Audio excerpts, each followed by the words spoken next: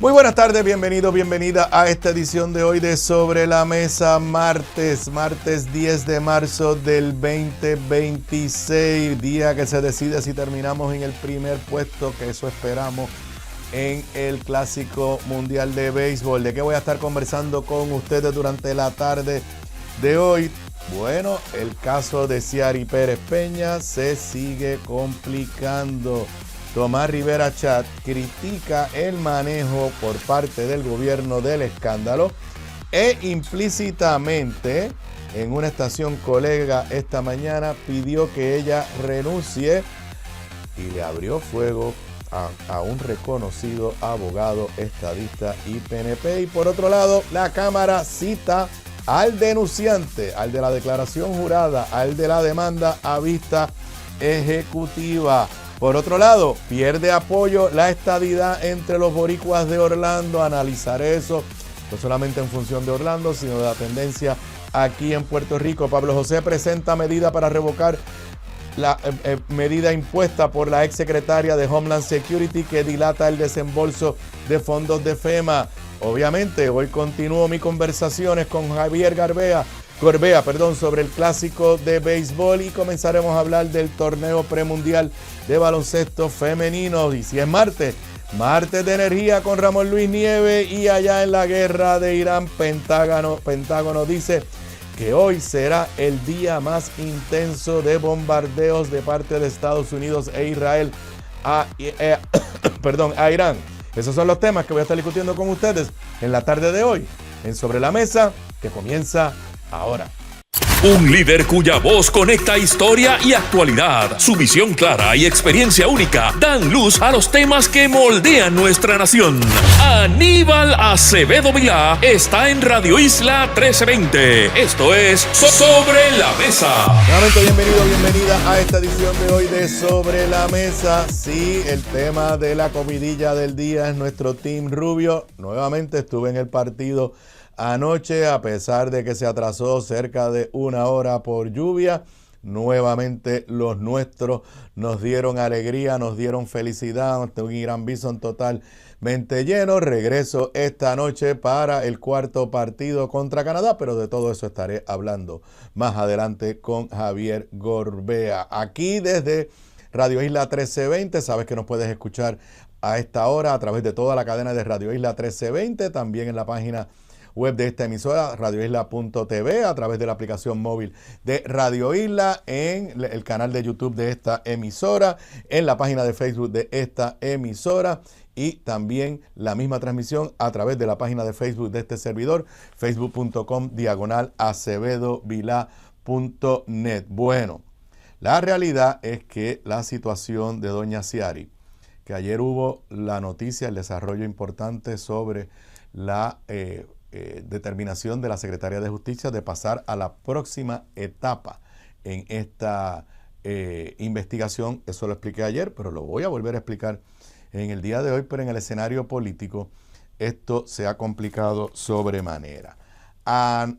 Sí, fue ayer, ahora no me acuerdo si fue ayer o si fue temprano esta mañana, fue ayer, el presidente del Senado, luego de la determinación de la Secretaría de Justicia, puso uno de sus Buenas tardes Puerto Rico, se lo voy a leer.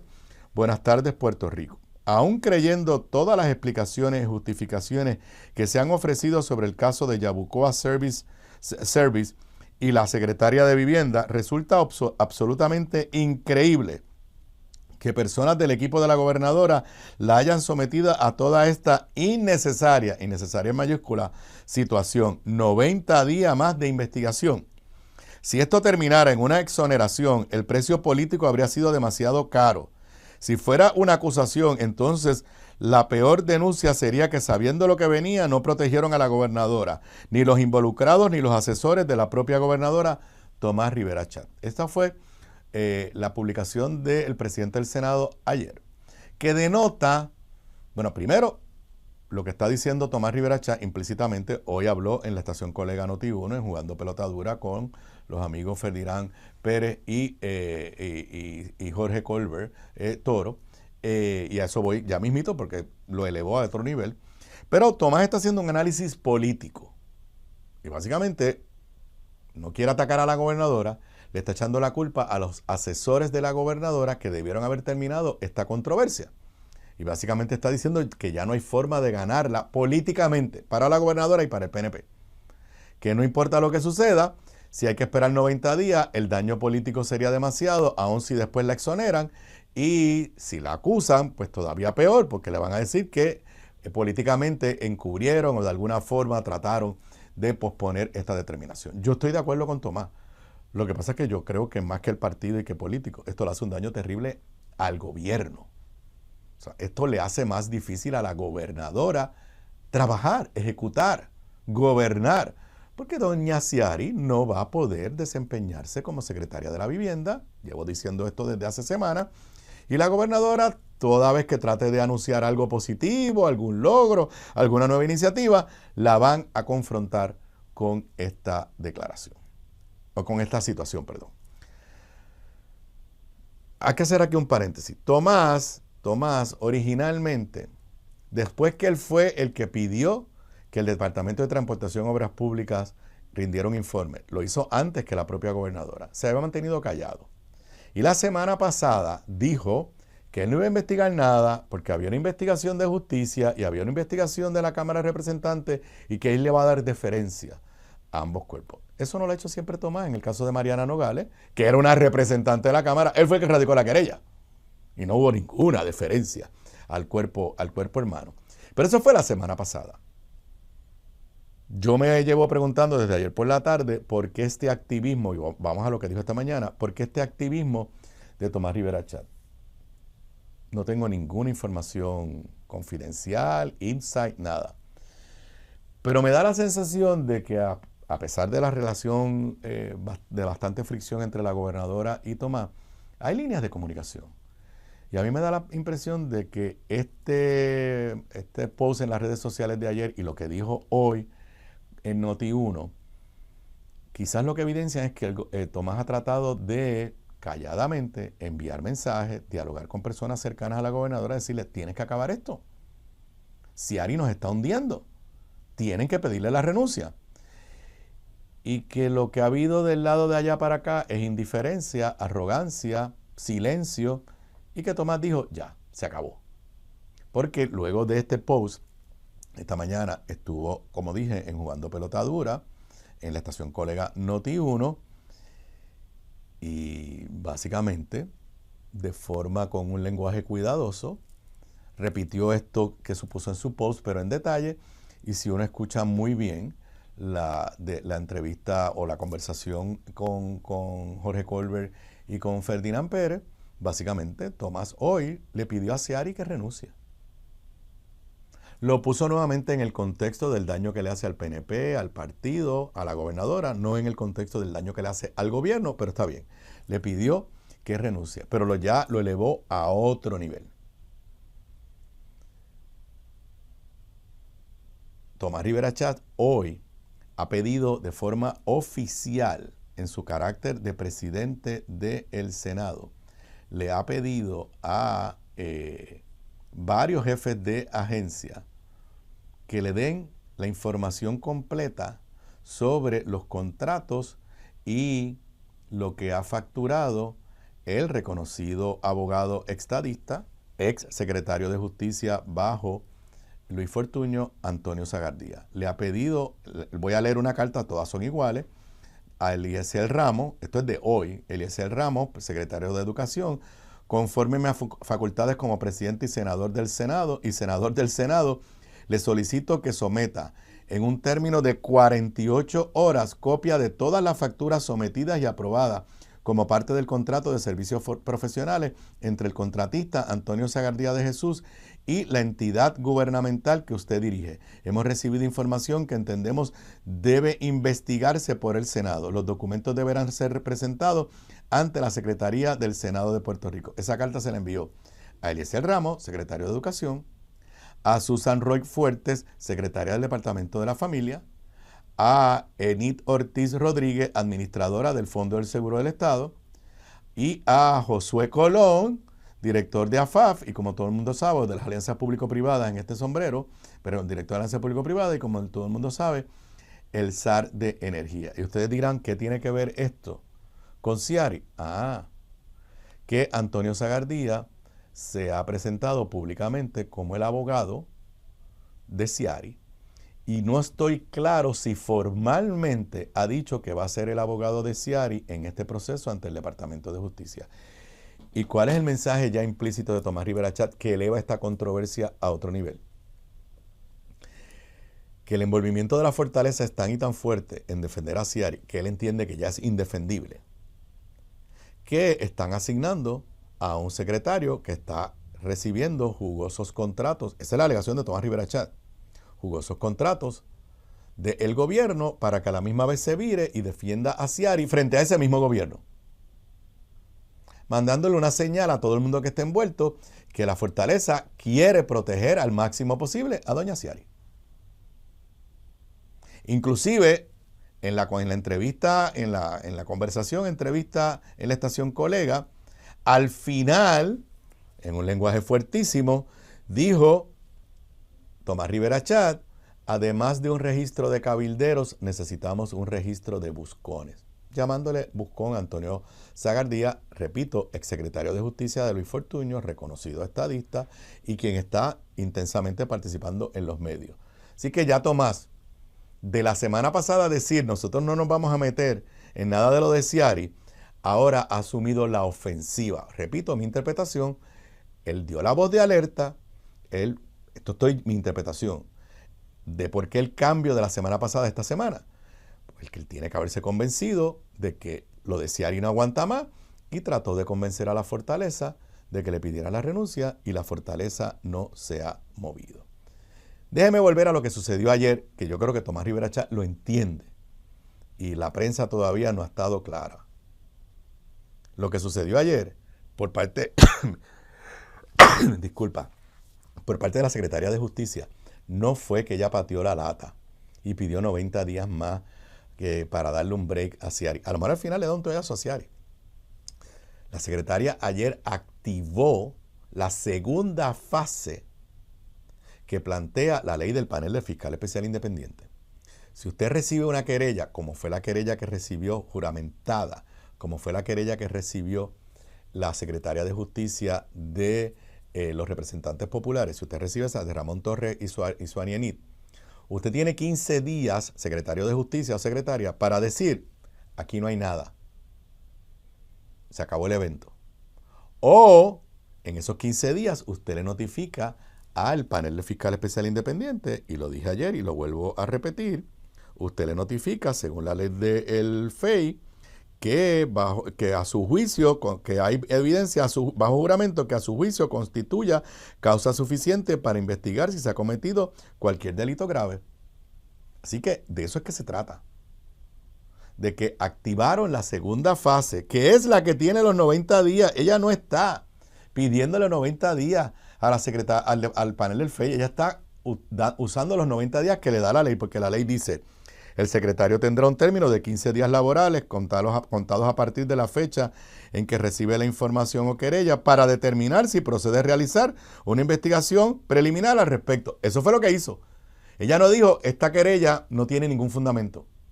Y entonces la ley dice, cuando el secretario determine que procede a realizar una investigación preliminar, este completará dicha investigación preliminar dentro de un término que no exceda 90 días. Así que entramos a la segunda fase. Pero hay un dato que se me quedó ayer y que es bien importante, escúchenme, para la teoría legal de doña Ciari y de la gobernadora. La teoría legal de doña Ciari y la gobernadora es que si allí ocurrió algo malo en ese centro, fue el hermano o el papá, o los dos, porque ella desde el 2017 no ha tenido nada que ver con esto. Si la secretaria de Justicia ayer hubiera concluido que la evidencia ante sí lo único que apunta es a que el papá y o el hermano fueron los que cometieron alguna irregularidad, no había jurisdicción del FEI, no se activaba la ley, porque el papá y el hermano no son empleados públicos, no les aplica la ley del FEI. Si la secretaria concluyó que tenía que pasar a la segunda fase, una investigación preliminar porque tiene causa para creer que podría haberse cometido un delito, ese delito quien lo cometió y quien ella cree que lo pueda haber cometido es Ciari, para que aplique la ley del fiscal especial independiente. Así que la acción de ayer de la secretaria derrota el argumento de doña Ciari de que ella no tiene nada que ver con esto. Algo hay en ese expediente que le dice a la secretaria de Justicia, espérate, aquí parece que esto tiene que ver con Ciari y por ende se activa la ley del fiscal especial independiente. Lo otro que quiero aclarar, he escuchado disparates por ahí.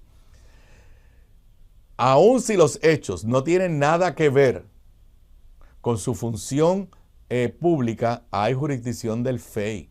Porque lo que pretende la ley del fiscal especial independiente, que se origina luego de el escándalo y el encubrimiento del Cerro Maravilla, y en Estados Unidos en aquella época surgen figuras de panel de fiscales especial independientes luego del escándalo de Watergate. No es solamente investigar corrupción pública, gran parte de los casos son de eso, pero la teoría es que si el gobierno está investigando a un funcionario público, hay dos peligros. Que el gobierno proteja al funcionario público y amapuche la investigación, o que ese funcionario público sea enemigo del gobierno, puede ser un alcalde del otro partido, un legislador del otro partido, y que el Estado lo persiga. Por ende, lo que se pretende proteger es la imparcialidad de una investigación contra una figura pública, una figura gubernamental. Si el delito tiene o no tiene que ver con la función pública, eso no tiene nada que ver con la jurisdicción. O sea, si usted es secretario de gabinete y de momento lo están acusando de que usted robó un banco hace 3 años, aplica la ley del fiscal especial independiente. Así que la secretaria de Justicia ayer concluyó, y vuelvo a leerles lo que dice el artículo, que obtenga información bajo juramento que a su juicio constituya causa suficiente para investigar si se ha cometido cualquier delito grave. Concluyó eso y concluyó que es causa suficiente sobre las acciones de doña Ciari, porque si fuera del papá o del hermano, no había jurisdicción para la ley del panel del fiscal especial independiente. A todo esto, para complicarle la vida a doña Ciari y a doña Jennifer, mañana comienzan las vistas en la Comisión de Transportación de la Cámara de Representantes. Ya se había discutido yo ayer aquí que la abogada del declarante de don Arturo Delis había enviado una carta al representante José Cheito Hernández pidiendo que se le citara a su cliente a vista ejecutiva. La abogada estuvo esta mañana aquí con Mili Méndez y se reafirmó y entró en detalle, pero por lo menos de una nota que sale publicada temprano en la mañana en Noticel, Cheito ya dijo que lo va a citar. Cheito Hernández ya citó a informantes de fraude en centros de inspección a vista ejecutiva. Dice la nota de Alejandra Jover de hoy, martes. El presidente de la Comisión de Transportación e Infraestructura confirmó que citó a Arturo Delis, quien participó en la investigación sobre irregularidades en Yabucoa Auto Service, a la vista de su comisión este 11 de marzo. O sea, que lo citó para mañana, ya que queremos tenerlo en la vista y que nos pueda explicar cuál fue el procedimiento de las inspecciones. Así que esto es en vista ejecutiva. Además ha citado a 10 de los 68 centros que se encontró que actuaron de forma fraudulenta. Como les dije ayer, no citó a doña Ciari, citó al centro. Yo no creo que doña Ciari va a ir mañana, pero esto se le sigue complicando grandemente a doña Ciari y se le sigue complicando grandemente a la gobernadora. Y yo sigo sin entender por qué la gobernadora no pone el bienestar de su gobierno por encima de la lealtad, agradecimiento, gratitud, amistad que tenga hacia y con doña Ciari. Insostenible mantenerla. Ya Tomás Rivera Chat abrió fuego. Comentaristas y analistas, estadistas y PNP que he escuchado en la radio, ya nadie está defendiendo, muy poca gente está defendiendo a doña Ciari. No veo cómo sobrevive y no entiendo cómo Jennifer ha tomado la decisión de que su gobierno se hunda mientras se va hundiendo también doña Ciari. Bueno, y en una nota totalmente diferente es la historia de primera plana del periódico, creo que me da tiempo en este primer segmento, sí, es la historia de primera plana del periódico El Nuevo Día. Boricuas en Florida no ven mejoría en su economía personal. Reveló un estudio, la mayoría desaprueba las políticas del presidente Trump mientras se registra un descenso en apoyo a la estadidad para Puerto Rico. Voy al tema del estatus que me sorprendió y no me sorprendió. En cuanto al estatus, esto fue una encuesta por internet hecha por la Universidad Central de la Florida, o sea, estamos hablando de una institución seria. Fueron 540 entrevistas a través de internet. Se hizo en agosto y septiembre del año pasado. Se publicó recientemente y tiene un margen de error de 4%. Lo que tiene que ver con estatus, leo de la nota de José Delgado, historia de primera plana del Nuevo Día. El dato del estudio que más puede llamar la atención es que el estatus territorial del ELA y la fórmula de independencia superan claramente a la propuesta de estadidad entre los encuestados. A pesar de que en investigaciones recientes la posibilidad de un Estado 51 en Puerto Rico ha sido la alternativa preferida de los boricuas en Florida. Esto es una entrevista de todo Florida, no de Orlando, como yo honestamente, una encuesta de Florida. Miren los números. De acuerdo a este estudio, el 29% de los encuestados favoreció el ELA, el 27% la independencia, un 14% otra fórmula y solo el 13% la estadidad. Obviamente esto ocurre en momentos, uno, de la andanada de Donald Trump, de las políticas discriminatorias de Donald Trump, de la oposición de Donald Trump a la estadidad, pero también ocurre en momentos en que el gobierno estadista lleva 3 elecciones corridas ganando y ni tan siquiera se atreve a defender la estadidad ni presentar proyectos de ley a favor de la estadidad. Y a eso voy ya mismo.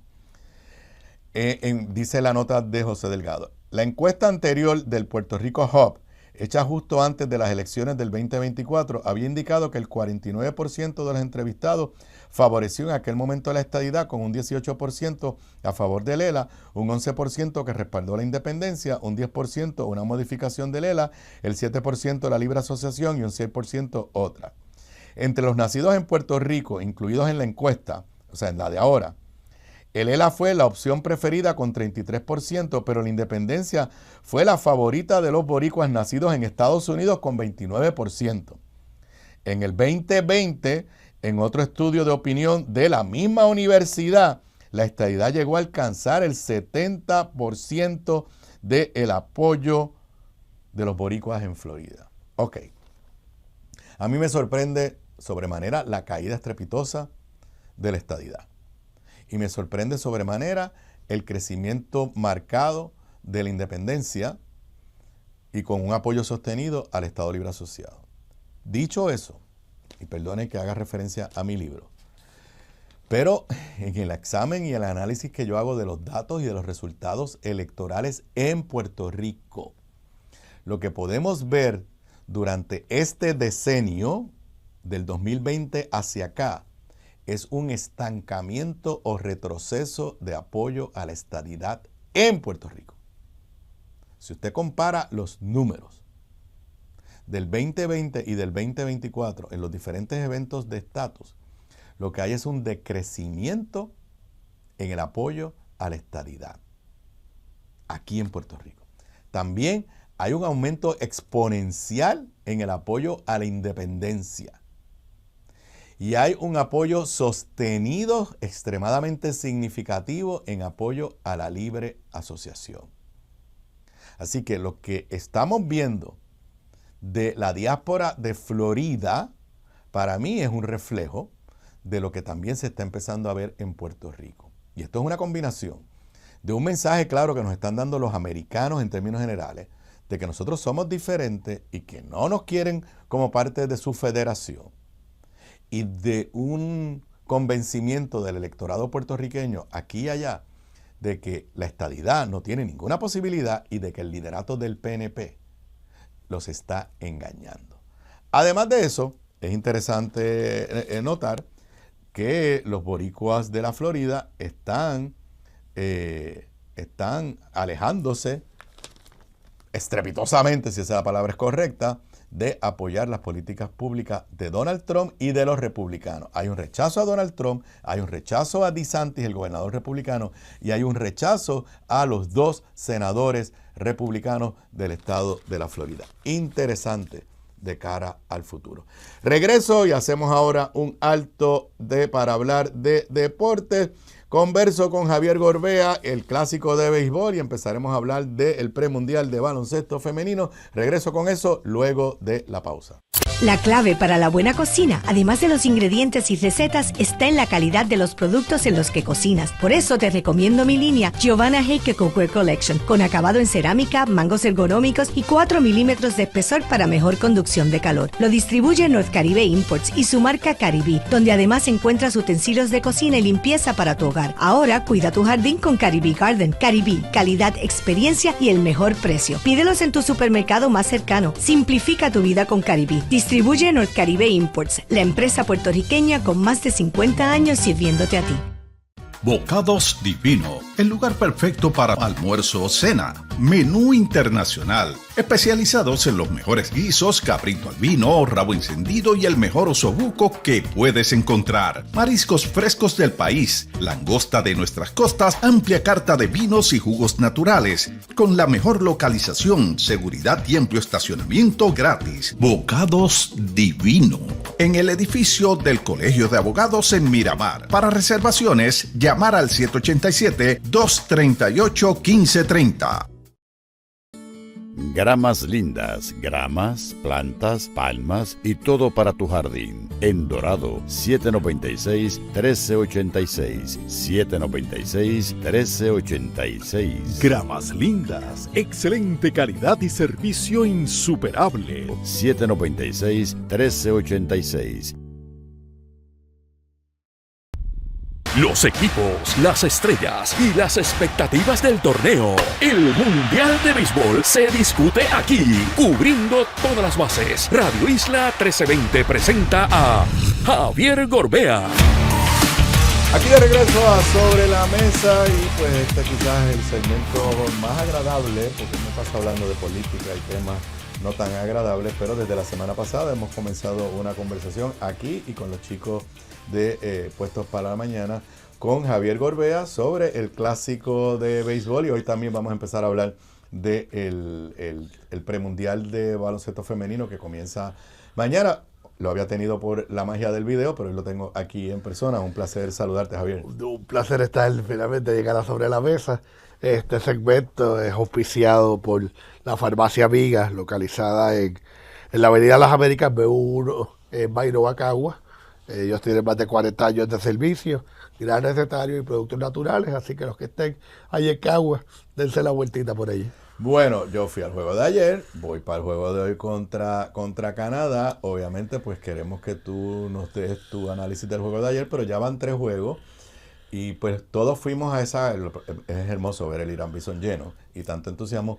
Pero lo vamos a admitir, fuimos los puertorriqueños con un poco de unas expectativas mixtas luego de haber perdido a nuestros 3 caballotes que no los dejaron jugar. El equipo entiendo que se ha crecido, pero además de darnos el análisis del juego de ayer y de qué esperamos el de hoy, ¿qué tú crees que son las principales lecciones, ya que ha habido 3 juegos ganados por Puerto Rico? Pues mira, yo creo que el picheo ha sido excepcional. Puerto Rico ha puesto, de las 28 entradas que ha jugado, ha puesto 0 en 25.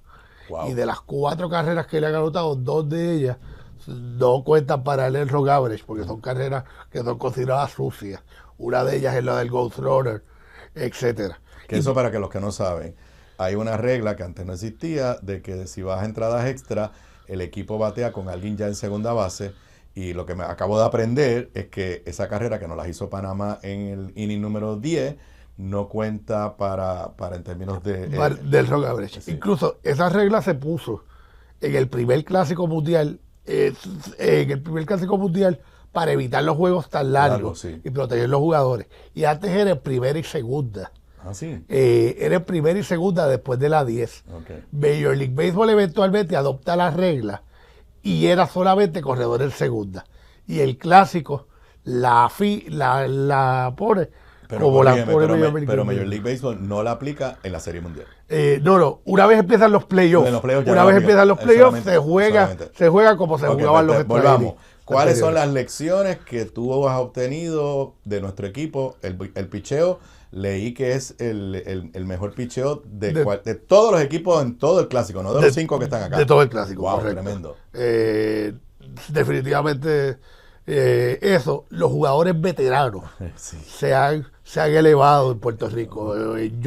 Yo me pregunto, y lo digo con toda honestidad, si jugadores como Arenado o como Elliot, que eran considerados las dos estrellas, tú dijiste el primer día que eran las 2 estrellas, estaban preparados para lo que venía, porque como ellos no juegan béisbol invernal, ellos han visto esta fiesta, y como tú mencionas, el Blizzard, y yo estoy escribiendo un artículo donde digo, para un estadio que caben 20,000 personas, yo nunca he escuchado un sitio más ruidoso que el Blizzard. Sí.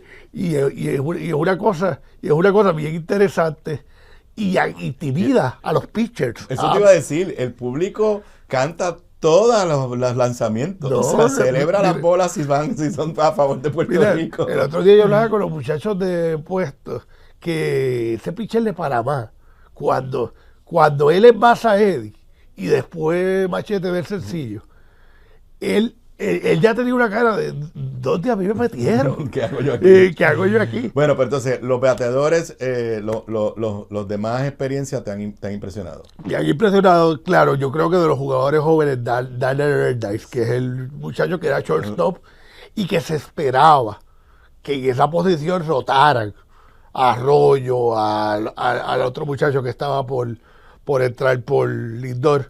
Sin embargo, Erdice prácticamente se quedó con la posición, no solo por el home run, sino porque hace cosas pequeñas, da unas cuantas líneas, coge la bola, ayer abrió con un hit. O sea, que ayer abrió con un hit, o sea, que definitivamente, y Will Castro también es otro que tengo que señalar como primer bate, cuando esa posición queda vacante, que esa era la posición de abrirle Lindor.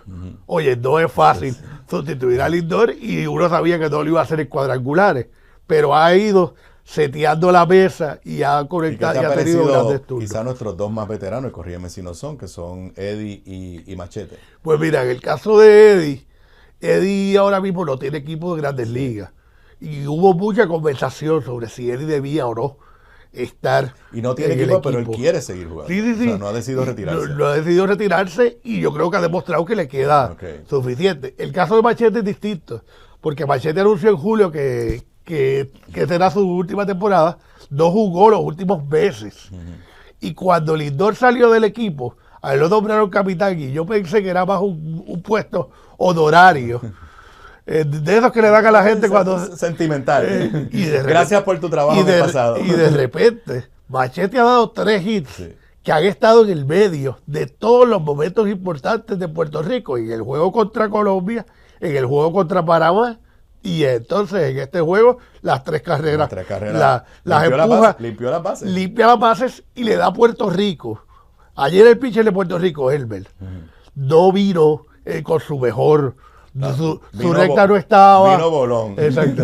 Su recta no estaba tan efectiva. Pero sacó los outs. Y el estar jugando de al frente tan temprano, que era algo que Puerto Rico no había hecho, lo ayudó mucho. Y yo creo que ayudó a pitchers como Giovanni o como Jaxel, que en un momento dado Jaxel permite una carrera con el doble de Despain. Y todavía esa idea, yo todavía estoy 3 carreras adelante. Todavía si me dan, y tú nunca quieres que te den un horror, pero si me dan un horror, el juego no se ha acabado. Eso a veces ayuda mucho en la psyche de los pitchers. ¿Qué esperamos del juego de hoy contra Canadá? Pues mira, yo creo que Puerto Rico quiere acabar el grupo invicto. A mí me preocupa un poco el hecho de que, como había pocas expectativas, ya haya algún sentido de complacencia de que ya esto fue misión cumplida. Es bien importante que Puerto Rico gane el juego de hoy, por 2 razones. Primero, porque cualquier posibilidad de ir a la Olimpiada, que yo creo que debiera ser la primera meta, es mucho más fácil. Oye, no le estoy diciendo a México fácil, pero es mucho más fácil pasarla por México o por Italia que por Estados Unidos. O sea, si ganamos el próximo juego en Houston, pasamos a las Olimpiadas. Te explico. Los mejores 2 equipos de América pasan a las Olimpiadas. Japón y Estados Unidos. Japón y Estados Unidos se espera que lleguen a la semifinal. Pues los otros 2 juegos van a ser Corea y alguien de Dominicana y Venezuela, y probablemente México y Puerto Rico. Esos 2 ganadores, al ya Estados Unidos estar cualificado por ser la sede, pasarían a la Olimpiada. Interesante. Ok, ¿quién es el lanzador hoy? Hoy lanza José de León. José de León es un muchacho que ha tenido Tommy John Surgery, la cirugía esa, que prácticamente termina con la carrera de los peloteros. Sí. Y sin embargo, él hizo algo bien interesante este año. Él no estaba con ningún equipo, y los Red Sox de Boston necesitaban el último día un pitcher para que lanzara el último juego de la temporada, y no sacrificar a nadie de los que ya estaba. Cora lo llamó y le dijo: ¿tú estás lanzando? Y él lo firmaron por un juego. Él lanzó 6 y 2 tercios. Lanzó 6 y 2 tercios de entrada. Boston ganó el juego. Y es el único pitcher puertorriqueño que ha tirado un juego perfecto en el clásico, en unos clásicos hace unos años atrás contra Israel. Así que es tremendo pitcher. Yo pensé, él no lo había anunciado, y yo pensé que en algún momento le iba a traer como relevista largo. Pero la realidad es que Puerto Rico, fuera de Jorge López, no ha necesitado un relevista rapidito largo. Porque se nos ha ido el tiempo. Ok, si ganamos hoy, llegamos primero. Si perdemos hoy, ¿llegamos segundo o aún perdiendo todavía hay posibilidad de llegar primero? Si perdemos hay posibilidad de llegar primero siempre y cuando Cuba le gane a Canadá. Que eso es mañana. Cuba le gana a Canadá. Canadá solamente tiene una manera de llegar primero, que es ganando los dos juegos. Si se gana Cuba, si pierde con nosotros y se gana Cuba, llega segundo. Ok, rápido. Entró Japón y Corea. Correcto. Entró Estados Unidos y falta el segundo. El juego de Italia y México va a determinar en esa ronda quiénes van a entrar, quién va a ser el segundo. El juego de Dominicana y Venezuela, ya Dominicana y Venezuela están. Falta quién entra primero y quién llega segundo. Y obviamente lo que pasa esta noche. Entonces me dijiste fuera del aire, pero rápido, de ahora en adelante es sudden death. El que pierda se va para su casa, el que gane pasa a la próxima ronda. Correcto. Ok, rapidito, mañana empieza, explícanos de qué se trata este torneo de nuestro equipo nacional de baloncesto femenino, las guerreras, las nenas que aunque nos cueste admitirlo, están mejor rankeadas que los varones. En FIBA femenino no hay ventanas. Se juega como se jugaba antes, torneos de América, etcétera. Se jugó el AmeriCup, se jugó el torneo de Europa, y 4 equipos cualificaron, y la sede es Alemania. Okay. Los otros 11 puestos se van a jugar en 4 torneos simultáneos, uno en Puerto Rico y 3, hay uno en Turquía, uno en Francia y uno en China. En el caso de Francia solamente hay 2 pases, porque en Francia está jugando Bélgica y Nigeria, que ya cualificaron. En el caso de Puerto Rico hay 3. Son 6 equipos. Aquí está Estados Unidos, que es el mejor rankeado del mundo. Pero ya entró. Pero ya entró. O sea así que Estados Unidos no cuenta ni para Pul ni para Banca. Estados Unidos debe ganar el grupo, pero no cuenta ni para Pul ni para Banca. De los otros 5 equipos, nosotros tenemos que llegar entre los mejores 3. Okay. Y entonces son Estados Unidos, Puerto Rico, Italia, España, que con España está la rivalidad de lo que pasó en las Olimpiadas, Senegal y Nueva Zelanda. Okay. Y eso empieza mañana. Mañana en el Coliseo de Puerto Rico a las 8 de la noche. En el Choliseo, que es la primera vez, y yo estoy bien contento porque es la primera vez que ese grupo se le da el reconocimiento de jugar en el Choliseo. Y escuché que se han vendido las taquillas. Se han vendido las taquillas muy bien, incluso de ese juego de Puerto Rico y Estados Unidos. La oportunidad de ver ese equipo completo de Estados Unidos, pero obviamente la jugadora estelar, que es Kaylee Clark, ha hecho que muchísima gente esté entusiasmada, y los juegos de Senegal y sin quitarle méritos al de España o al de Italia, los juegos de Senegal y Nueva Zelanda se han vendido muy bien porque la gente siente que son los 2 juegos con mayores posibilidades para Puerto Rico. Pues yo quiero ir, pero mi calendario está súper complicado y 4 juegos corridos de béisbol me tienen, pero voy a tratar de ir a alguno de los juegos. Bueno, pues nada, muchas gracias. Tú y yo nos seguimos viendo todos los días hasta que terminen los dos torneos. Yo regreso con más luego de la pausa. Y regreso a Sobre la Mesa hoy martes 10 de marzo del 2025. Estoy aquí como todos los días desde las 3:55, cerca de las 4 de la tarde, hasta cerca de las 6 de la tarde. Bueno, hay un tema que, no sé, no lo quise discutir ayer,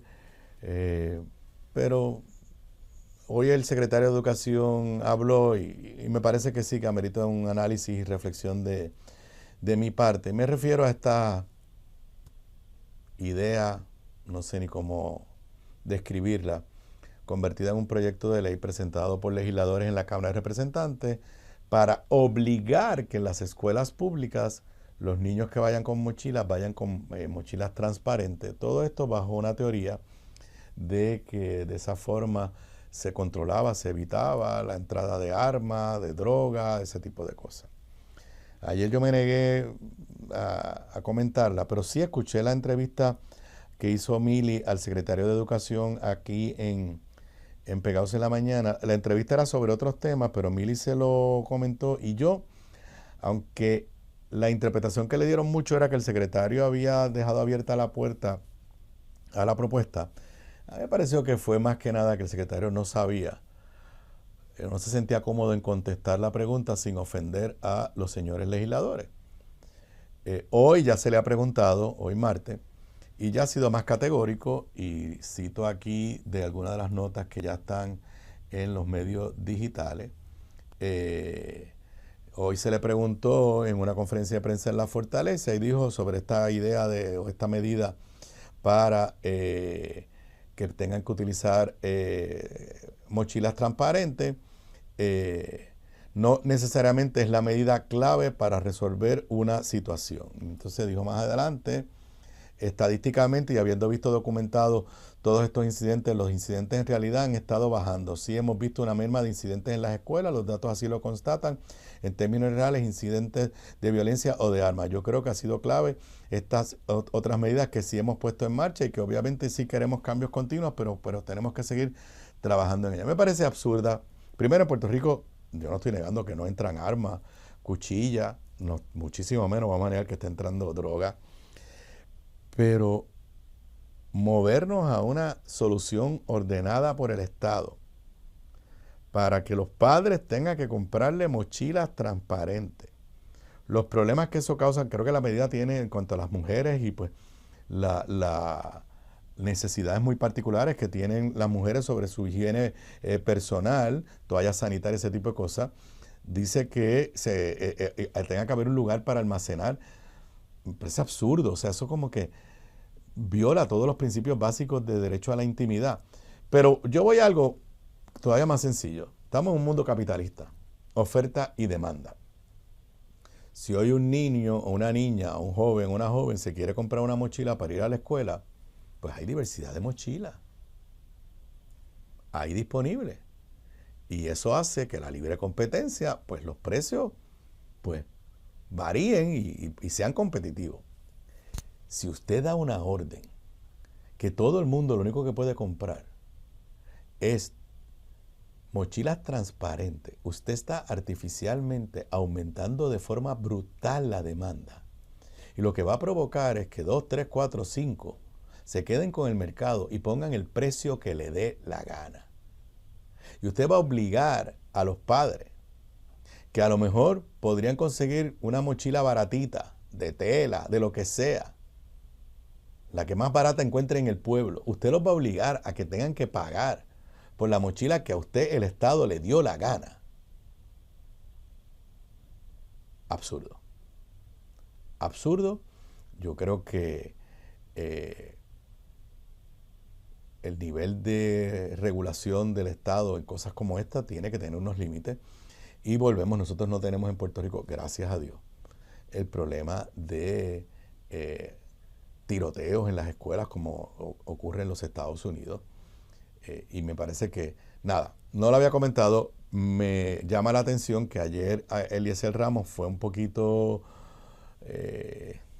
evasivo con Mili y ya hoy pues fue un poquito más claro. Otra nota que quiero destacar, y esta rompió hoy en la mañana, ya llevamos muchas señales de que la economía de Puerto Rico, y esto tiene que ver, esto es antes de la chava guerra contra Irán, pero hay señales de que la economía de Puerto Rico se está desacelerando.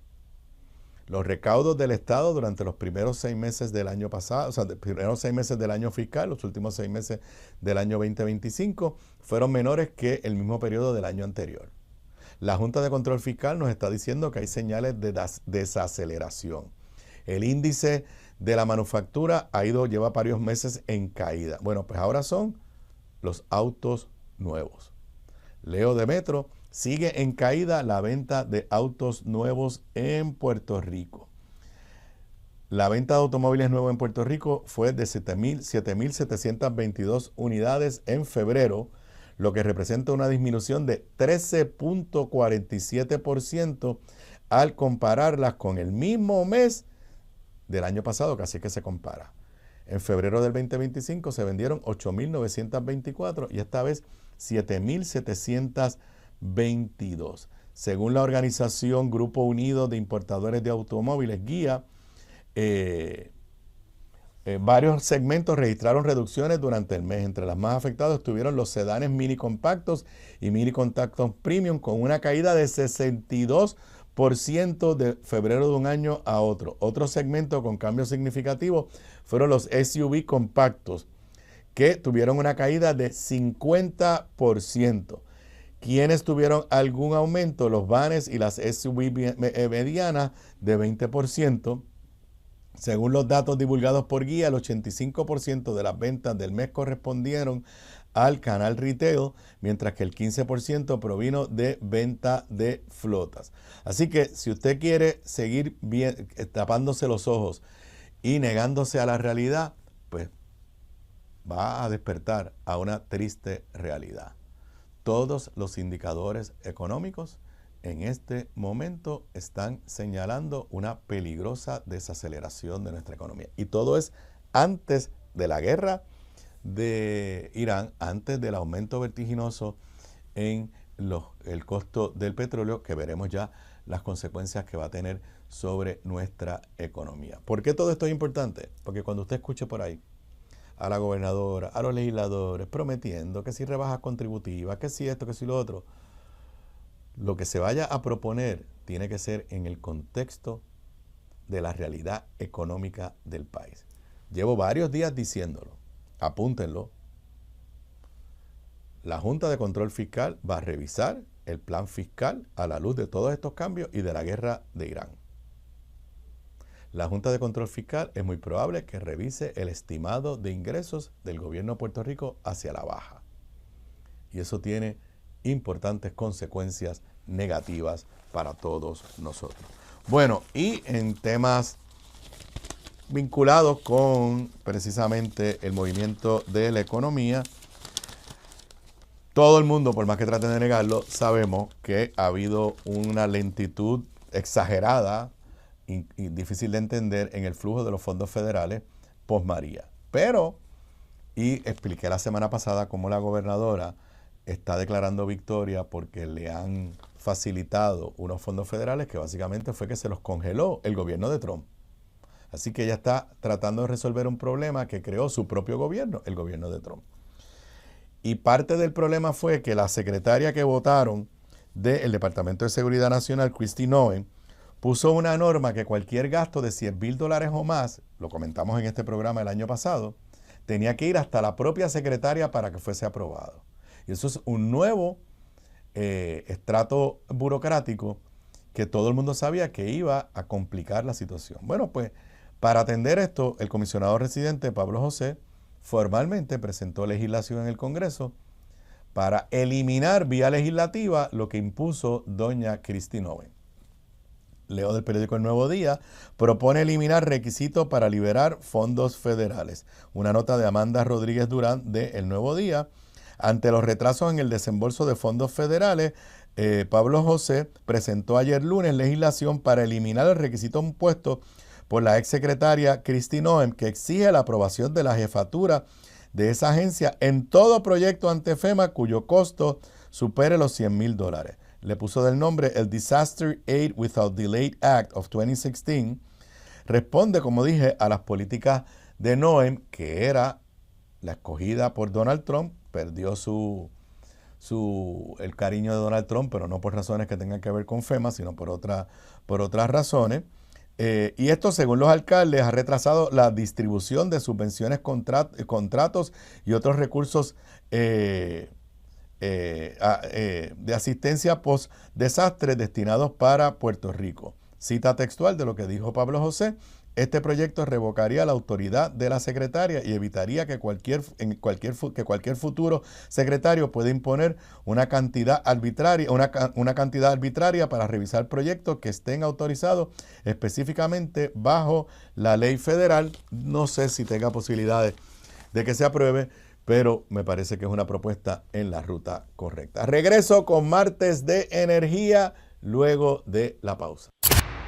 Abogado, político y músico. Ahora se sienta a la mesa para generar más electricidad que nadie. Ramón Luis Nieves está en Martes de Energía. Bueno, si escucharon esa musiquita, pues saben que es Martes de Energía con Ramón Luis Nieves. Siempre muchos temas de energía que discutir. Saludos, Ramón. Saludos a ti, Aníbal, y a la gente que nos está viendo y escuchando. No te voy a pedir que me hagas un análisis del equipo de béisbol de Puerto Rico. Él se ríe y ustedes quizás no saben, pero... Yo soy un total ignorante en los deportes. Luis sabe tanto de deporte como yo sé de tocar guitarra. Que es nada. Sí te tengo que decir que ayer, por instrucciones de mi esposa... Ajá, te obligaron. Sí, y vi el juego y estuvo muy bueno. Bueno, pues yo la voy a tirar al medio. Zoe me ha acompañado a los 3 primeros juegos. Zoe es de mi equipo, de hecho. Zoe le es difícil hasta entender todavía las reglas del juego, así que, pero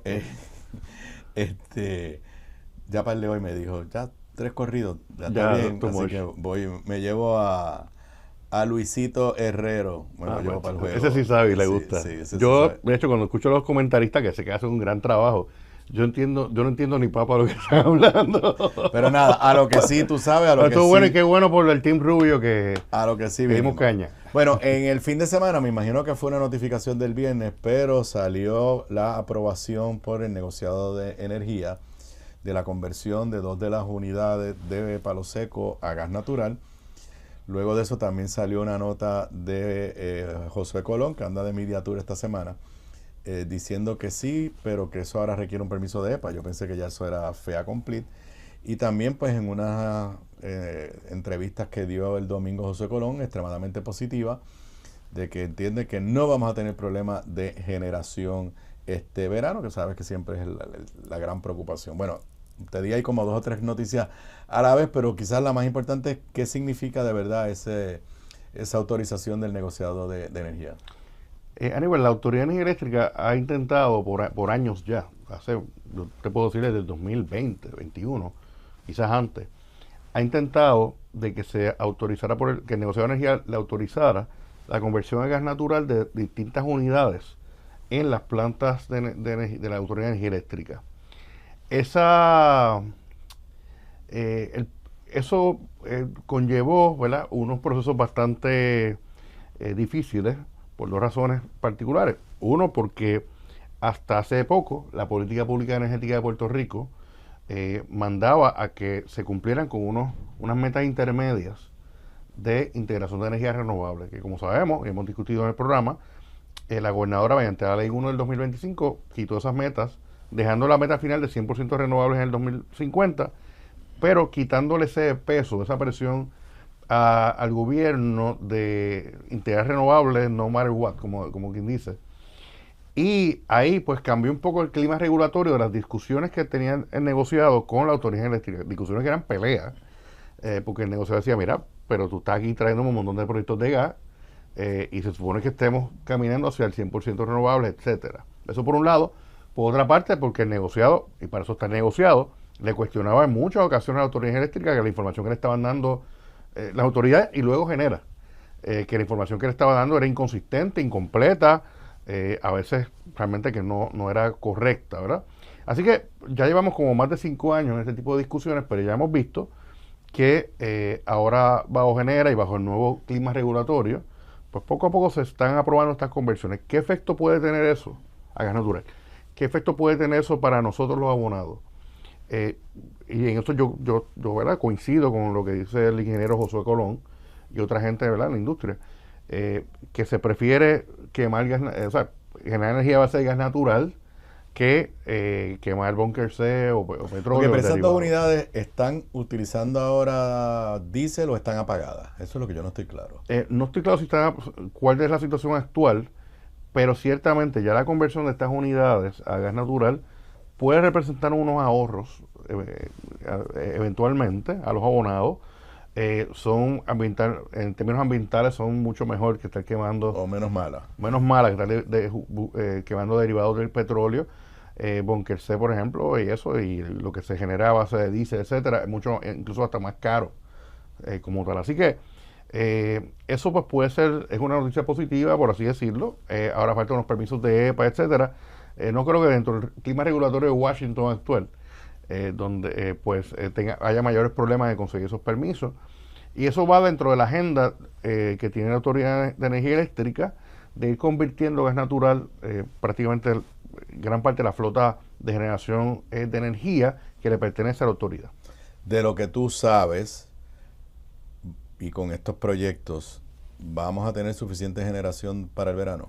Como dijo Josué Colón el domingo. Sí, yo entiendo que sí. El tema de la crisis que ha tenido Puerto Rico por falta de generación de energía, yo creo que se empezó realmente a atender de manera más clara desde en este gobierno, realmente.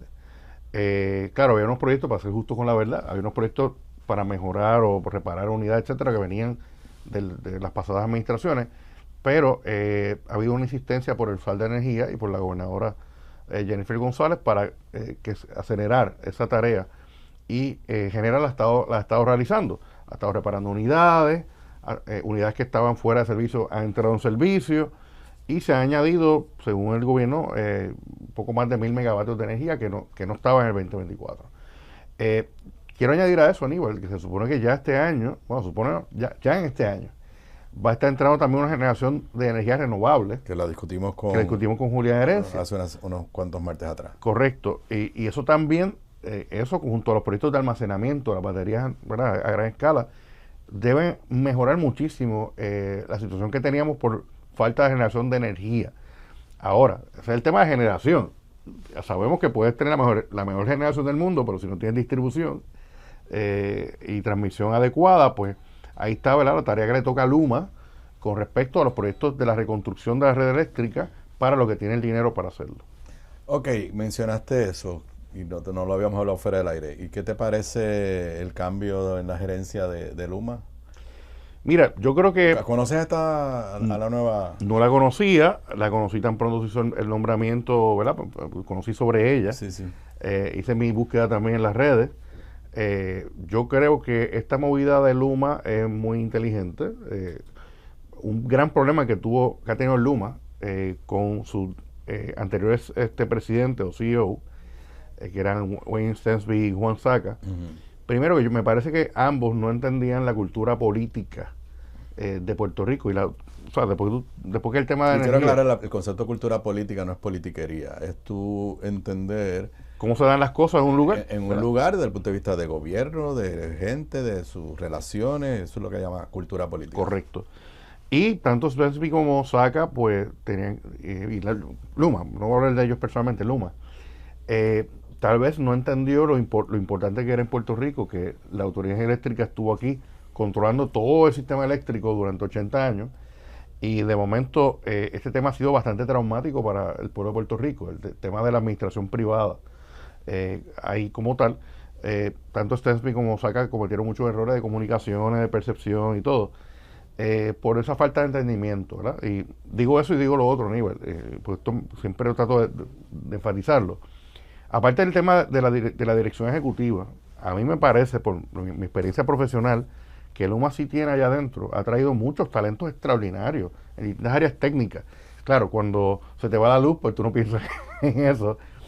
Pero el nombramiento de la nueva CEO, Yanis Quiñones, entiendo que es el nombre, sí, la ingeniera, creo que ha acertado porque primero, puertorriqueña, de Cagua, se educó en el colegio de Mayagüez como ingeniera, ha tenido posiciones ejecutivas importantes en empresas privadas y públicas de energía, de la que ella está renunciando este mes, que es la empresa de agua y energía de Los Ángeles.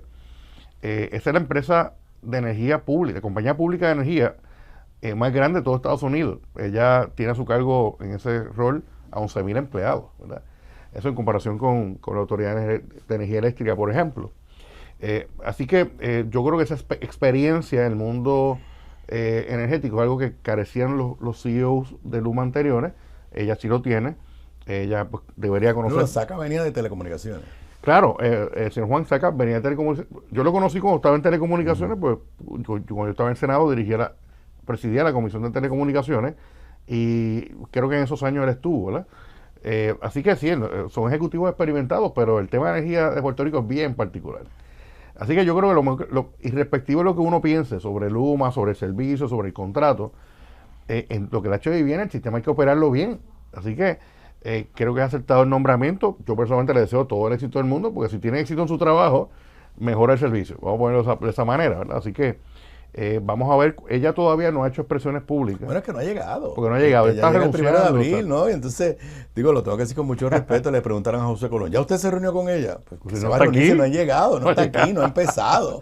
No le han dado todavía las llaves de la oficina. Ella no ha sacado un bolígrafo de su escritorio todavía, así que hay que darle la oportunidad. Ya tendrá oportunidad de expresarse, ya veremos sus opiniones. Y más que sus opiniones, yo creo que lo importante es ver su desempeño aquí administrando el sistema eléctrico de Puerto Rico y en el caso de Luma pues en un contexto político donde el gobierno está activamente trabajando para cancelar el contrato, que eso pues no es un contexto muy fácil. De eso de la cancelación o anulación no hay mucho que hablar, pero José Colón, que desde el domingo ha estado dando varias entrevistas y hoy estuvo aquí con Mili, y habló de unos temas, pero antes de reaccionar a lo que él dijo, están aquí llamando, pero no saben que no puedo coger la llamada. ¿Dónde está el proceso que tú y yo le hemos dado seguimiento, quizás más que ningún otro programa de análisis, de revisión de la tarifa básica? Pues muy bien, Aníbal. Ya el proceso está en su etapa final. Básicamente lo que pidió después de que ocurrieron las vistas, las vistas en su fondo, ¿verdad? Sobre la revisión tarifaria, que duraron varias semanas, un montón de semanas, entre noviembre y diciembre del 2025. El examinador Scott Templing le ordenó a las partes, hizo un calendario para que las partes expresaran y radicaran mociones sobre distintos asuntos, sobre el diseño de la tarifa, lo que se llama rate design, sobre temas legales diversos que él señaló en la orden, y sobre lo que llama el revenue requirement, el requisito de ingresos que necesita Luma, ¿verdad? Así que las partes, tanto Luma como la autoridad, como las partes interventoras, todas han radicado las mociones correspondientes. Ya la que queda es la respuesta a una de las mociones, y ya con eso... Pero creo que la semana pasada el negociador le pidió a Luma que aclarara unos aspectos del requisito de ingresos. Por eso, y que eso es la esencia de esto. Claro, o sea, ¿cuántos chavos necesito para operar el sistema, verdad? Y eso, pues, se está aclarando en estos días, pero ya después presumo de esta semana o la otra, ya el negociador va a estar en posición de determinar en abril cuál va a ser la tarifa permanente que vamos a estar pagando. O sea, en abril se supone que nos digan cuál es la tarifa para que entre en vigor el 1 de julio. Sí. Ok. Y el gobierno o la Autoridad de Energía Eléctrica había pedido que se paralizara este proceso, diciendo que hasta que no se terminen los pleitos de Luma. El negociador no ha contestado eso. El negociador no ha tomado una determinación sobre ese tema. Yo pues no sé qué hará el negociado. No quiero presumir tampoco, ¿verdad?, que va a determinar. Pero yo creo que fue una solicitud bastante tardía, ¿verdad?, de parte de la autoridad. Yo conjeturé en la semana pasada, cuando salió la noticia de que el negociador le estaba pidiendo a Luma más detalles. Yo dije, bueno, si el oficial examinador le está pidiendo más detalles, eso es porque los comisionados le deben haber dicho, sigue con el proceso, nosotros no vamos a parar este proceso. Sí, no ha habido ninguna orden de, mira, paren todo, vamos a resolver este tema. Así que yo no sé cuánto éxito tenga esa moción de la autoridad porque están pidiendo no pararlo, desestimar el proceso. Sí. O sea, que como si no hubiera pasado. Sí. Así que me parece que eso pues no sé, si tenga mucho éxito. Ok, Josué Colón lleva dando varias entrevistas. Estuve esta mañana aquí con Mili Méndez.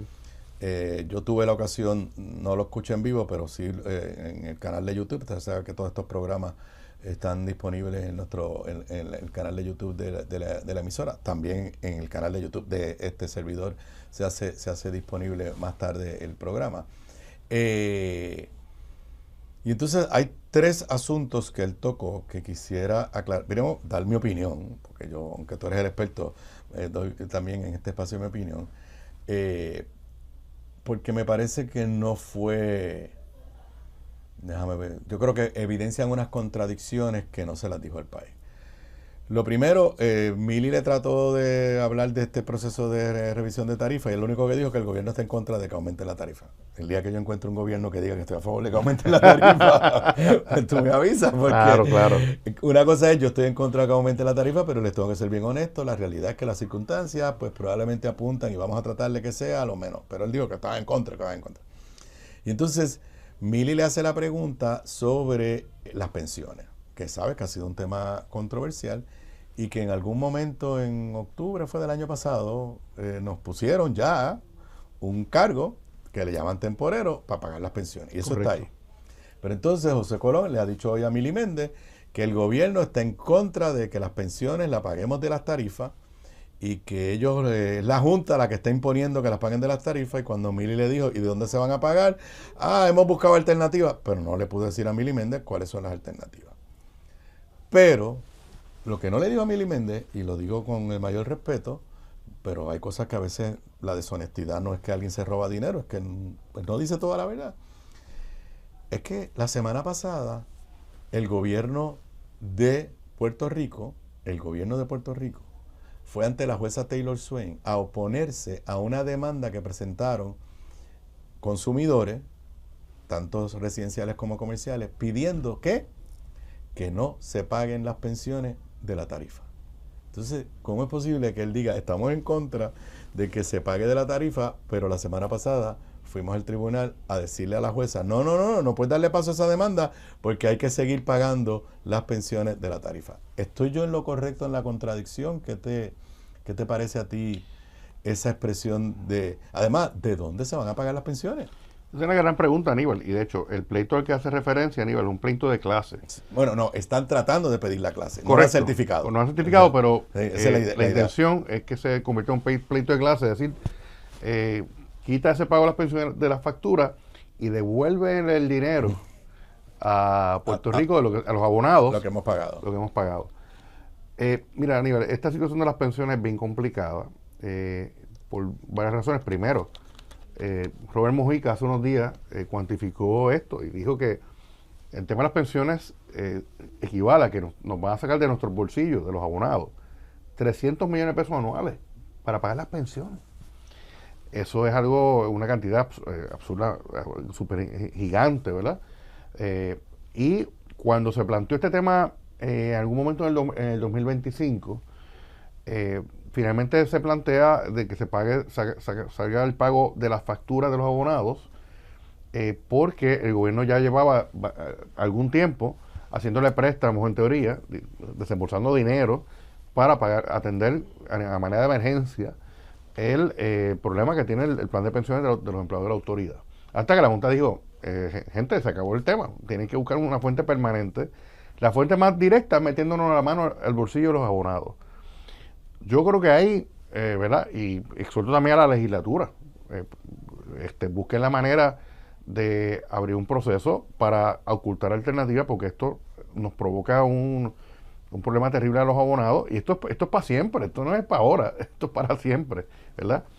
Bueno, ¿es para siempre o, lo digo con todo respeto, según vayan falleciendo? Bueno, claro, en algún momento se va ajustando, se pero va a ir bajando. ¿cuándo va a pasar eso? O sea, realmente... Por lo menos 30, 40 años más, los que se han retirado, Sí. si tienen 50, 60 años, pues van a vivir 30, 40 años más. De hecho, mira lo absurdo, los empleados mismos retirados de la autoridad eléctrica van a estar están volviendo a pagar su retiro que ya pagaron. Y recordemos el tema, los empleados de la autoridad eléctrica pagaron su parte como empleados. Fue el patrono, fue la propia autoridad que les quebró el sistema. Pero yo creo que hay que buscar una solución permanente y quiero decir algo también con mucho respeto, ¿verdad? aquí se tomaron decisiones bien difíciles con respecto a los planes de pensiones del gobierno central.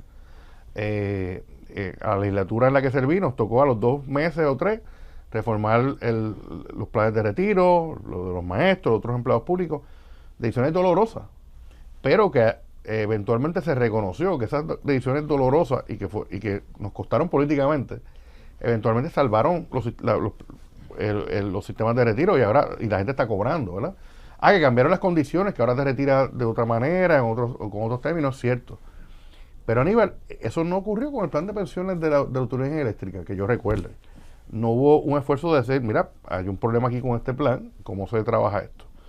Digo eso y digo lo otro también. El gobierno tiene, y ahí, pues eso, emplazó a la legislatura que busque soluciones. Pero déjame, espérate, ok, eso es cierto, sí. Pero cuando llegó el momento de la Junta mandar, la Junta propuso reducir las pensiones de los retirados del gobierno central.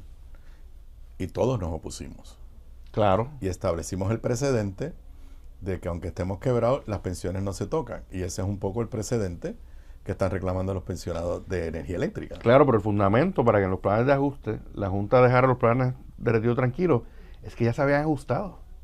O sea, que hubo un reconocimiento de ya el gobierno había actuado en el 2013. Se habían ajustado de los que se iban a retirar en los próximos años, pero en los ajustes que usted hizo en la legislatura no le bajaron la pensión a nadie. ¿Entiende? O sea, si yo era un pensionado en el 2014 sí. Y recibía $800 de mi pensión, hoy estoy recibiendo $800. Lo que hicieron ustedes los legisladores era, los que se iban a retirar del 2014 en adelante, claro. En vez de recibir 800, van a recibir 600.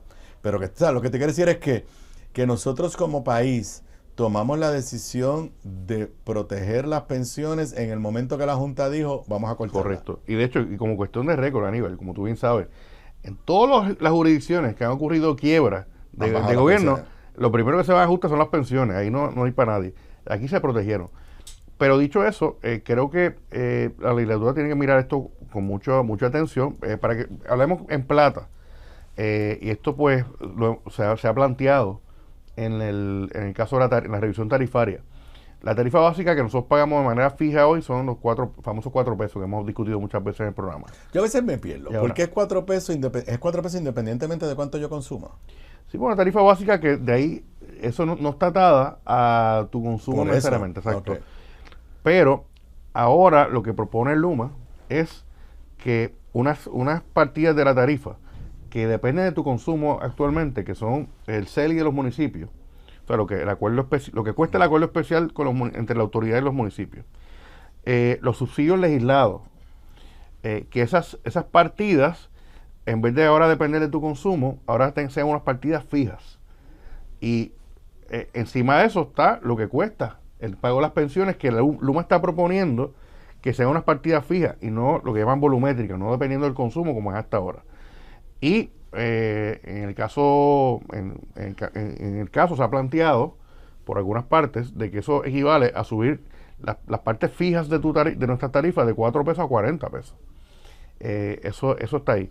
Así que el tema de las pensiones hay que resolverlo. Ok, pero para ser justo, te la suben la tarifa fija a 40 pesos, pero en la de consumo te va a bajar, porque sacas esas partidas de ahí. Sí, porque la parte lo que depende de tu consumo, pues eso se fija se pone de manera fija.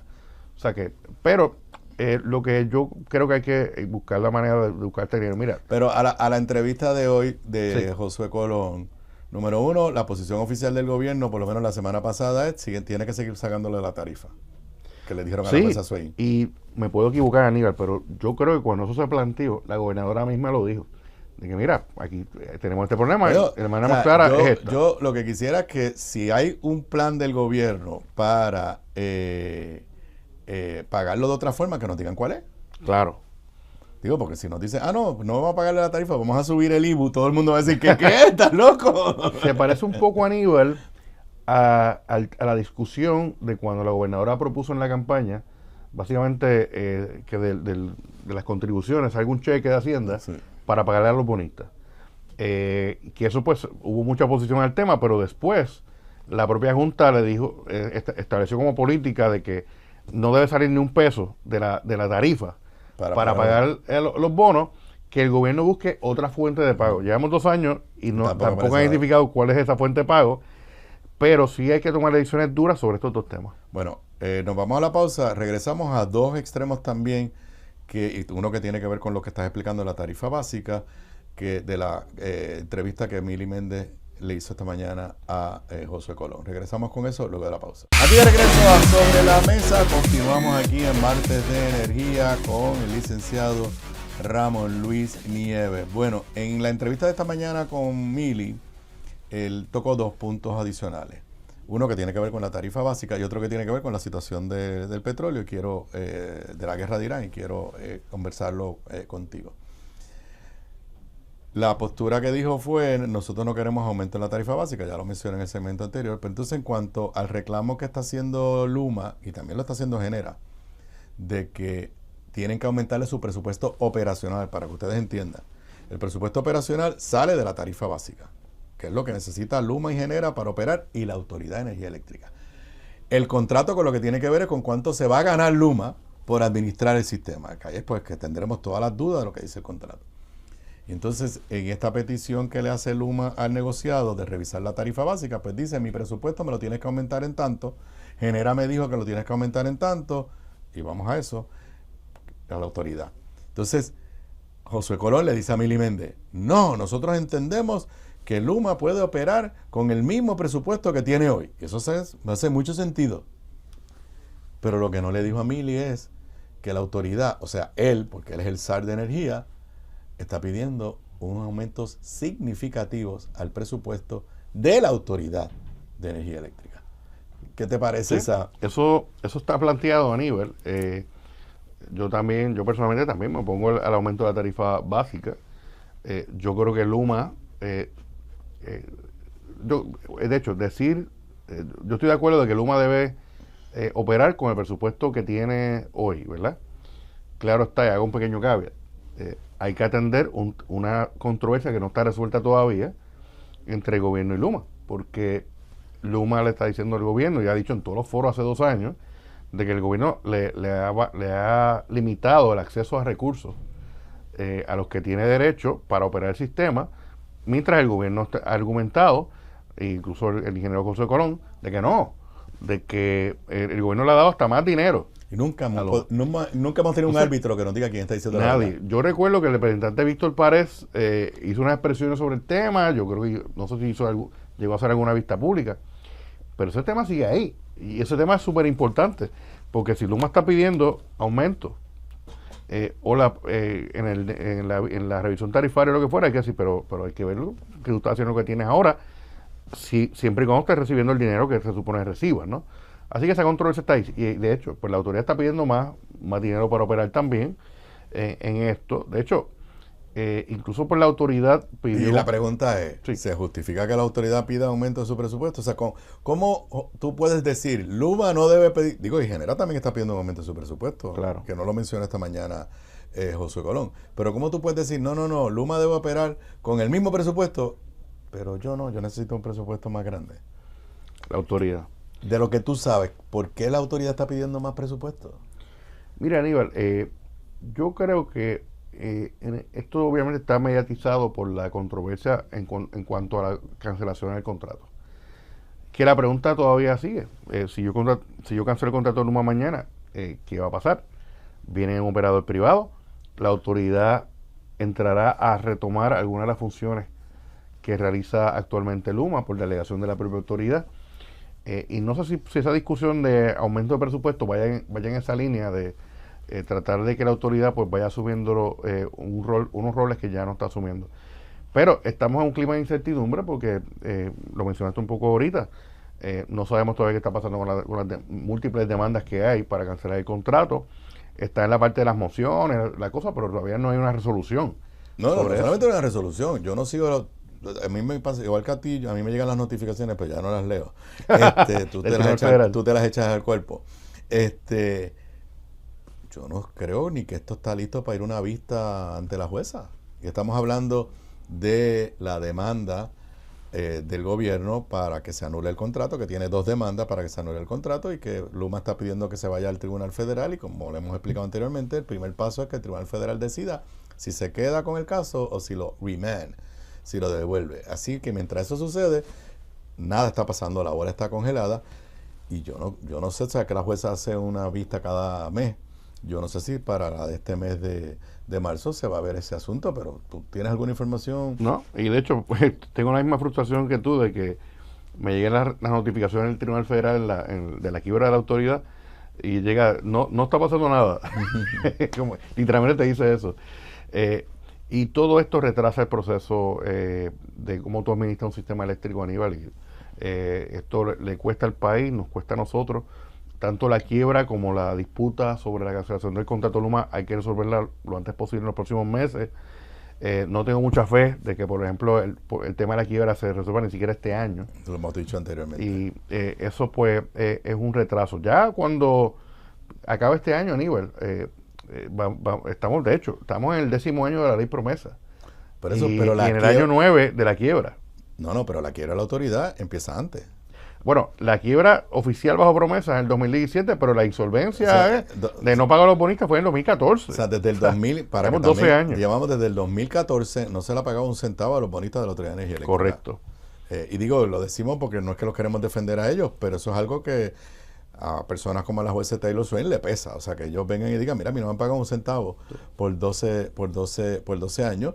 Pues es algo fuerte, o sea, no lo podemos negar. Tengo la esperanza porque se habla de que hay una mediación, que sí, nunca hemos visto los resultados de esa mediación.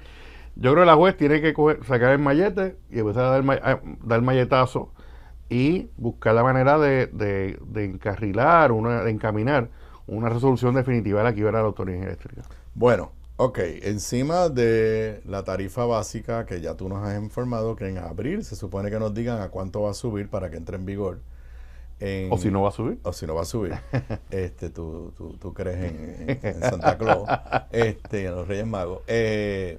Encima de eso está el proceso que cada trimestre Luma tiene que pedirle al negociado que revise la tarifa trimestral, que ahí sí le echamos siempre la culpa a Luma y la mayoría de las veces es Genera quien está pidiendo, pero de la forma que esto está estructurado, quien va y pide es Luma.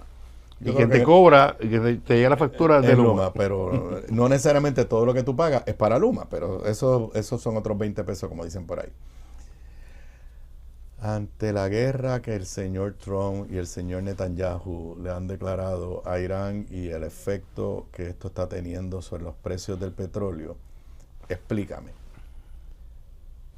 El petróleo, el diésel, el bunker C, lo que sea que compre Genera, porque las privatizadoras son de carbón y de gas natural.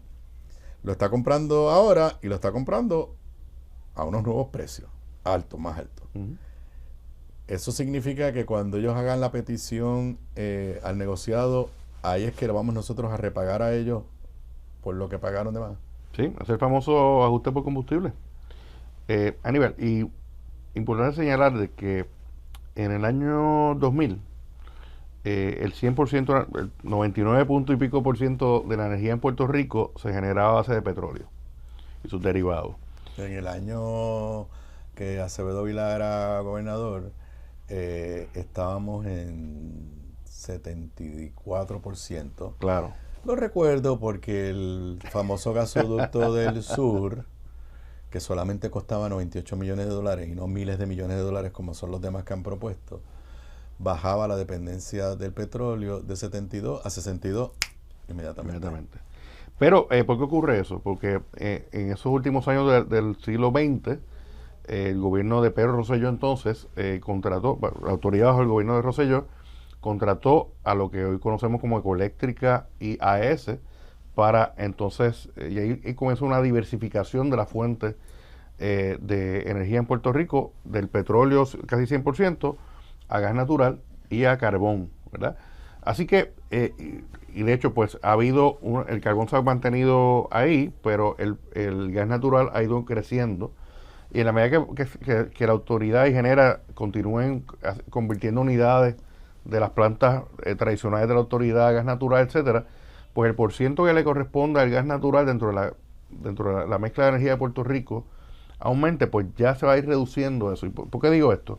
Porque obviamente siempre cuando pensamos en Medio Oriente y los conflictos, pensamos en primer lugar en petróleo, que va a tener un efecto lo que puede tener un efecto este conflicto en los precios, en lo que nosotros pagamos en nuestra factura, sí lo puede tener. Y no solamente por el petróleo, sino también el impacto en los mercados del gas natural.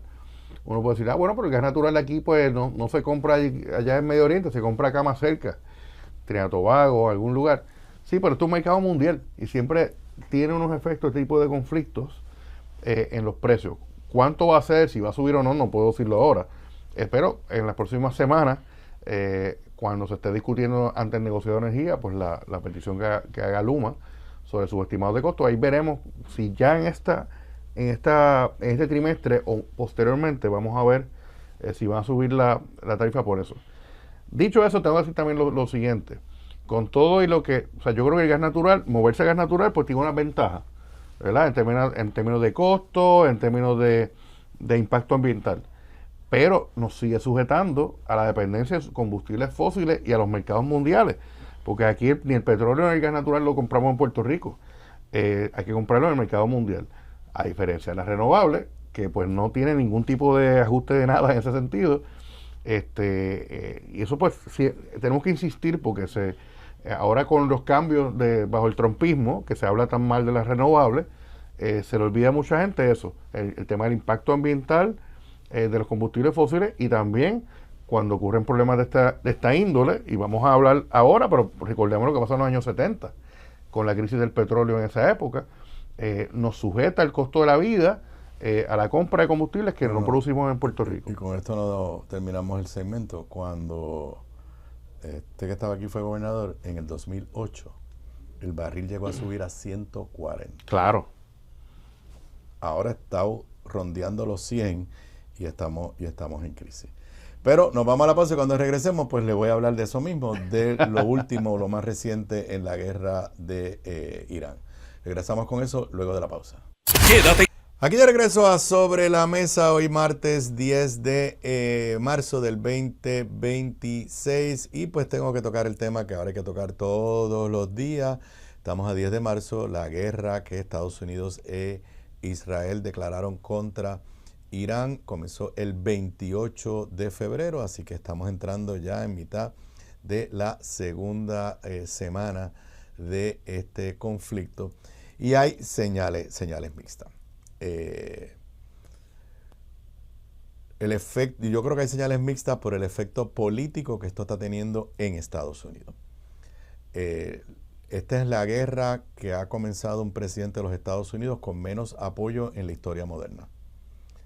La inmensa mayoría del pueblo norteamericano no entiende por qué Donald Trump comenzó a atacar a Irán, y en lugar de haber logrado ir aumentando, convenciendo a la gente según pasan los días, menos se entiende.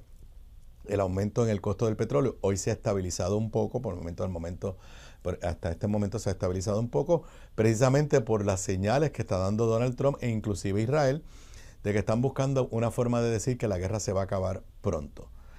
Pero ese aumento en los precios del petróleo tiene un efecto sobre el costo de la gasolina, tiene un efecto sobre la economía norteamericana, y eso en años de elecciones, son elecciones de medio término, le empieza a costar políticamente a Donald Trump. Donald Trump nunca ha explicado claramente cuál era su objetivo con esta guerra, de qué forma se iba a declarar victoria. Ayer, antes de que yo terminara la edición del programa, había dicho en una entrevista a un medio noticioso, a una de las cadenas de los Estados Unidos, de que la guerra estaba prácticamente completada. Luego, unas horas después, dijo que todavía no habían terminado. Hoy el secretario de Defensa, Pete Hegseth, ha dicho que durante hoy martes iba a ser el día de mayor intensidad de bombardeos en Irán. La guerra está teniendo unos efectos devastadores sobre toda la región. Israel está bombardeando a la misma vez al Líbano por la presencia allí del grupo Hezbollah. Se estima más de 700,000 personas que están huyendo del Líbano por estos bombardeos. Así que estamos ante una situación bien difícil de predecir. Donald Trump no tiene claro cuál es el objetivo militar, político que quiere obtener de esta guerra. Y yo creo que lo que va a suceder es que por la presión política, de alguna forma van a tratar de declarar victoria y decir, pues ya acabamos la guerra porque logramos el objetivo XYZ. Nunca nos dijeron, en un momento dijo que era cambio del régimen, regime change. Obviamente ya sabemos que los ayatolás están firmes, escogieron al hijo del ayatolá que murió, quien es de línea dura.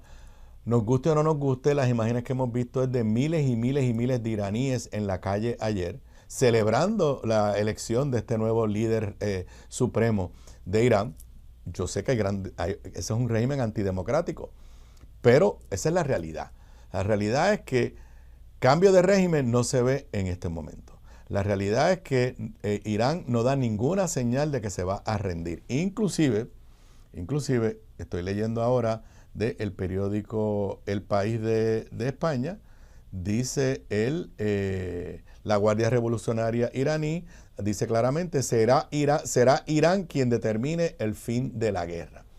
Pero no es solamente Estados Unidos que está dando señales que quiere acabar esto pronto, Israel está dando señales también de que quiere acabar esto pronto. El ministro de Exteriores de Israel, Gideon Sa'ar, ha afirmado este martes que su país no busca una guerra interminable con Irán y que esta acabará cuando consulte con Estados Unidos el momento para poder ponerle fin a su debido tiempo. Pero repito, en ninguno de los dos, ni Israel ni Estados Unidos, nos dice la guerra se va a acabar el día que logremos ABC.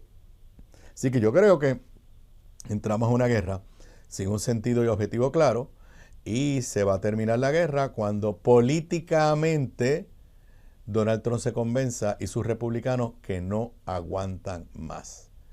Que no aguantan más las consecuencias políticas que van a pagarlas en las urnas en noviembre de este año en las elecciones de medio término. Mientras eso sucede, y no ha sido objeto de mucha discusión, pero hay que decirlo, el gobierno de Estados Unidos oficialmente restableció relaciones con el gobierno de Venezuela, sin ningún cambio de régimen, sin que se abriera a elecciones, sin que se ponga fecha cuando van a ser las elecciones. Y el presidente los otros días estaba elogiando a la vicepresidenta, que es la vicepresidenta de Maduro y del régimen machista. Y esto es el régimen chavista. Esto es bien sencillo. Si la posición oficial de Estados Unidos es que Maduro se robó las pasadas elecciones, que es lo que yo estoy convencido y la inmensa mayoría del mundo, pues ese es un régimen ilegítimo. Pues ya legitimado por Donald Trump y su gobierno. Pero a los que tienen la esperanza de que Donald Trump va a liberar ahora a Cuba, y él ha dicho que el régimen está por terminar, hoy el periódico norteamericano US Today ha dado a conocer lo que nos sospechábamos, que el plan secreto no es sacar a los Castros o lo que queda de los Castros allí, que el plan secreto es abrir Cuba a negocios con Estados Unidos. Leo del periódico El País, que reseña la nota del USA Today y las repercusiones que ha tenido. Supuesto plan de Trump para cambiar Cuba sin deshacerse de los Castro desata la polémica en el exilio. Leo esta nota: las supuestas negociaciones que desde hace semanas sostienen Washington y La Habana podrían no contemplar ciertos pedidos que por años algunos cubanos llevan haciendo. Ni un inminente cambio político, ni la desaparición del apellido Castro del círculo de poder, ni siquiera una transición de un régimen de casi 70 años. Según declaraciones recientes al diario estadounidense USA Today, fuentes cercanas al tema confirmaron que el acuerdo económico con Cuba, que el acuerdo económico con Cuba negocia una salida del actual presidente Miguel Díaz-Cancel, pero garantizaría la permanencia en la isla de la familia Castro. Aunque no existe un anuncio oficial de parte de ninguno de los gobiernos, las declaraciones sostenidas de la administración de Trump apuntan más hacia cierta apertura económica que al corazón del sistema. Muchos cubanos, contrario a lo que esperaban, se han mostrado decepcionados. Y empieza a citar aquí Ramón Saúl Sánchez, un activista de larga data, miembro del movimiento Democracia, agarró su teléfono y con una emoción contenida grabó y subió a sus redes sociales un mensaje para el presidente Donald Trump. Cita textual de este exiliado cubano. Esa supuesta liberación es una ofensa y una humillación para el pueblo de Cuba. Mire, lo único que le interesa a Donald Trump es hacer negocios, y en muchas ocasiones hacer negocios para él y para su familia. No hay transición hacia la democracia en Venezuela, no la vemos en este momento. Y los que están ilusionados de que Donald Trump va a ser el libertador de Cuba, parece ser que las señales no son esas. Ya había trascendido, aunque nunca lo han confirmado, de que el gobierno de Estados Unidos con quien está negociando es con el nieto de Raúl Castro. Sí, el nieto de Raúl Castro parece ser la persona seleccionada para liderar una transición, no hacia la democracia. Básicamente de lo que estamos hablando. Se puede quedar el régimen comunista, se puede quedar el régimen antidemocrático, déjame hacer negocios y se acabó el evento. Triste lo que se está viviendo. Me imagino que los cubanos aquí en Puerto Rico y los cubanos, especialmente en Miami, que votaron abrumadoramente a favor de Donald Trump, en este momento se deben estar sintiendo engañados. Pero ese es Trump, lo sabemos desde el principio. No tiene ningún problema de negociar con Putin y de entregarle Ucrania a Putin. Para él son relaciones de negocio. La captura, porque no fue una invasión, la captura a Maduro, a Nicolás Maduro, fue el 4 o 5 de enero, a principios de enero. Estamos a 10 de marzo y el régimen chavista sigue intacto en Venezuela.